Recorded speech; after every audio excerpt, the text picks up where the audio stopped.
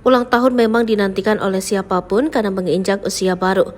Tidak hanya anak-anak saja yang ingin merayakan ulang tahun, bahkan orang dewasa atau nenek-nenek pun juga ingin merayakannya. Nenek ini meminta ulang tahunnya dirayakan layaknya anak-anak. Ada tamu undangan, kue tar, dekorasi, balon-balon, bahkan tak lupa, nenek ini juga menggunakan mahkota di kepalanya. Terlihat dalam video tersebut, nenek yang ulang tahun sedang duduk di depan meja kue tar, sedangkan belakangnya ada sahabat-sahabatnya yang berdiri. Dan siapa sangka di meja tersebut juga ada beberapa bungkusan kado sebagai hadiah untuk neneknya.